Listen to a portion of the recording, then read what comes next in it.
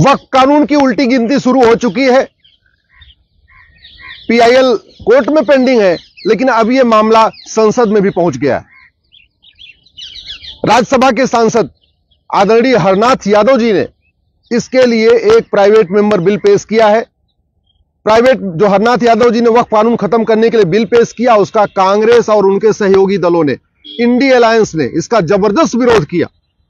बाद में वोटिंग हुई और वोटिंग के आधार पे उनका जो बिल था वो वहां पे पास हो गया है। अभी कानून खत्म नहीं हुआ है, बल्कि अभी यह केवल अलाउ हुआ है कि हां, उनके बिल पे चर्चा होगी। अब जो ये बिल राज्यसभा का है, जो वोटिंग के आधार पे, बहुमत के आधार पे पास हुआ है, यह जाएगा राष्ट्रपति जी के पास। राष्ट्रपति जी उसको अप्रूव करेंगी, फिर वो वापस आएगा वाइस प्रेसिडेंट के पास और फिर राज्यसभा में चर्चा होगी। जब राज्यसभा से पास हो जाएगा, फिर लोकसभा में जाएगा।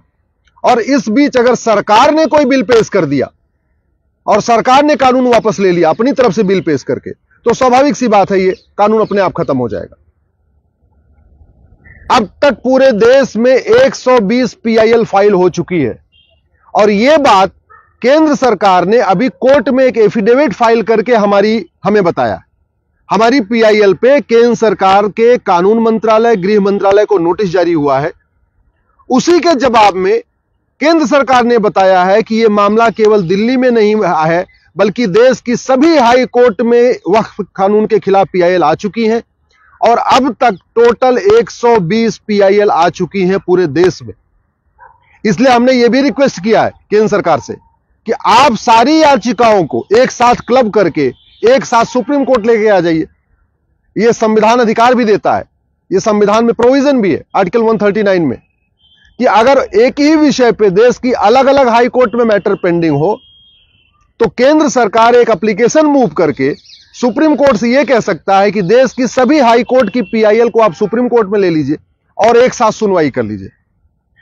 या सुप्रीम कोर्ट से केंद्र सरकार यह भी कह सकती है कि देश की अलग अलग हाई कोर्ट में बहस करने की बजाय, क्योंकि हर जगह केंद्र सरकार को अपना वकील भेजना पड़ेगा, तो सेंट्रल गवर्नमेंट यह भी सुप्रीम कोर्ट से रिक्वेस्ट कर सकती है कि आप पूरी देश की याचिकाओं को दिल्ली हाई कोर्ट में ट्रांसफर कर दीजिए, क्योंकि solicitor general, attorney general Delhi में ही रहते हैं, तो उनके लिए दिल्ली हाई कोर्ट में जाके बहस करना आसान हो जाएगा।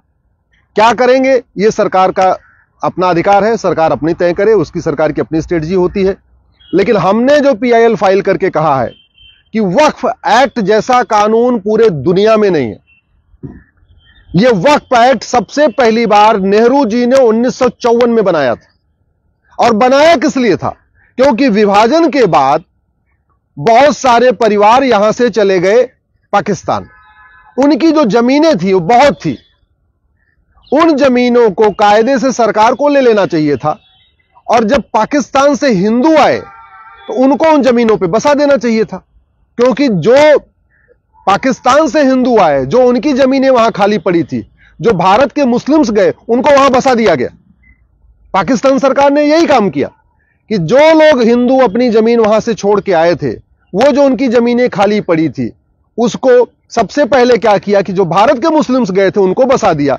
इसके अलावा जो और भी जमीनें पड़ी थी उसको सरकार ने खुद ले लिया या आसपास के उस पर हॉस्पिटल बना दिया, कुछ और काम कर दिया। यही काम नेहरू जी को करना चाहिए था कि जितने लोग यहां से गए थे पाकिस्तान, उनकी सबकी जमीनों को एक्वायर कर लेना चाहिए था। जो लोग पाकिस्तान से हिंदू आए थे उनको उस पर बसा देना चाहिए था और जो एक्स्ट्रा जमीन होती उस पर अपना हॉस्पिटल बना सकते थे, स्कूल बना सकते थे, कॉलेज बना सकते थे, यूनिवर्सिटी बना सकते थे, पुलिस लाइन बना सकते थे और भी जो गवर्नमेंट डिपार्टमेंट बना सकते। लेकिन नेहरू जी ने यह काम नहीं किया। नेहरू जी ने बाकायदा एक वक्फ बोर्ड स्टैब्लिश करा दिया, वक्फ कानून बना दिया और वक्फ कानून बना के उन सारी जमीनों को वक्फ बोर्ड को दे दिया।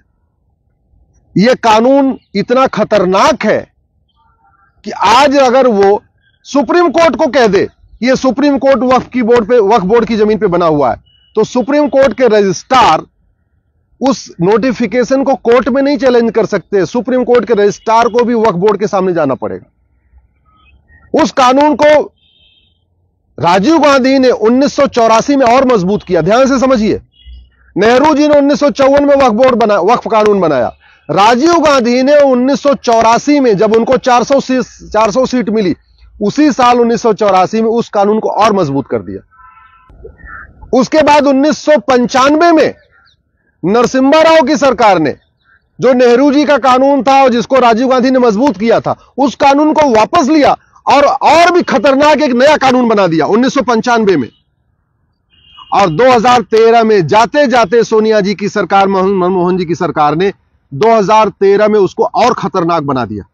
ऐसा खतरनाक कानून बनाया है कि इलाहाबाद हाई कोर्ट को वक्फ बोर्ड ने बोला ये हमारी जमीन है, और इलाहाबाद हाई कोर्ट उस नोटिफिकेशन को चैलेंज नहीं कर पाया।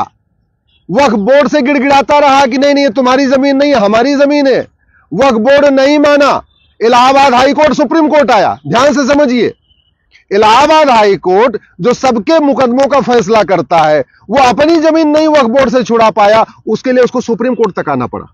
यह कानून है कांग्रेस का, जो सबसे पहले नेहरू जी ने बनाया, राजीव गांधी ने उसको और मजबूत किया, नरसिम्हा राव ने उसको और मजबूत कर दिया, और बाद में मनमोहन सिंह ने और मजबूत किया। यह कानून इतना खतरनाक है कि जो बड़े लोग हैं, पैसे वाले लोग हैं, उनको नोटिस भेजता है और उसके बाद कहता है 10 लाख दो, 20 लाख दो, 50 लाख दो, तब हम नोटिस वापस लेंगे, यानी उनसे वसूली करता है। लेकिन जो गरीब हैं, शेड्यूल कास्ट हैं, शेड्यूल ट्राइब हैं, आदिवासी हैं, उनको नोटिस भेज के कहता है कि अगर तुम इस्लाम कबूल कर लोगे तब तुम्हारी जमीन तुम्हारे पास रहेगी, और नहीं तो यह जमीन वक्फ की हो जाएगी। अब जो सोचिए आप, भोपाल से झबुआ 700 किलोमीटर दूर है। झबुआ एक आदिवासी क्षेत्र है। झबुआ के जो आदिवासी हैं, उन्होंने झबुआ की लोकल कोर्ट को भी कभी नहीं देखा। भोपाल तो देखना उनके लिए असंभव है। अब झबुआ में वक्फ बोर्ड एक नोटिस भेजता है और कहता है यह जमीन वक्फ की है। आदिवासियों से कहता है इसका जवाब देने तुम भोपाल आओ। अरे जिन आदिवासियों ने झबुआ की लोकल कोर्ट नहीं देखी, वो भोपाल 700 किलोमीटर दूर कैसे आएंगे? और फिर कंडीशन क्या रखता है, अगर अपनी जमीन छुड़ानी है तो कन्वर्ट हो जाओ। मेरठ और मुजफ्फरनगर लखनऊ से 600 किलोमीटर दूर है। मेरठ और मुजफ्फरनगर की जमीन पे वक्फ बोर्ड कब्जा करता है, उसके लिए मेरठ मुजफ्फरनगर वालों को लखनऊ जाना पड़ता है, क्योंकि लोकल कोर्ट में उस नोटिस को चैलेंज ही नहीं कर सकते। अच्छा, अगर किसी की प्राइवेट जमीन पे वक्फ बोर्ड कब्जा करता है तो लोग अपनी जमीन के लिए फिर भी लड़ते हैं। लेकिन जो गोचर की जमीन है, जो पार्क है, जो ऊसर जमीन है, जो बंजर जमीन है, जो खेल का मैदान है, उसको जब वो वक्फ बोर्ड कब्जा कर लेता है, उसके खिलाफ तो कोई नहीं लड़ता। लेखपाल पटवारी के पास कहां इतना टाइम है और कहां इतना उनके पास पैसा है, सरकारी अधिकारी के पास, तहसीलदार के पास, कलेक्टर की जाके उससे 600 किलोमीटर दूर, 700 किलोमीटर दूर लड़ते रहेंगे। नतीजा यह हुआ है, रेलवे और डिफेंस के बाद सबसे ज्यादा प्रॉपर्टी का मालिक वक्फ बोर्ड बन चुका है। इस समय तीसरे नंबर की प्रॉपर्टी, जितनी प्रॉपर्टी वक्फ बोर्ड के पास है, इतनी प्रॉपर्टी तो मंदिरों के पास नहीं है। हिंदुस्तान में सबसे ज्यादा बहुसंख्यक रहते हैं हिंदू। हिंदुओं के पास लाखों मंदिर हैं, लेकिन जितनी जमीन मंदिरों के पास नहीं है, उससे ज्यादा जमीन वक्फ बोर्ड के पास। मैं सरकार से निवेदन करता हूं, तत्काल इस नेहरू के महापाप को, राजीव गांधी के महापाप को, नरसिम्हा राव के महापाप को और मनमोहन सिंह के महापाप को, इसको वापस करिए, इसको खत्म करिए, इस महापाप का अंत करिए।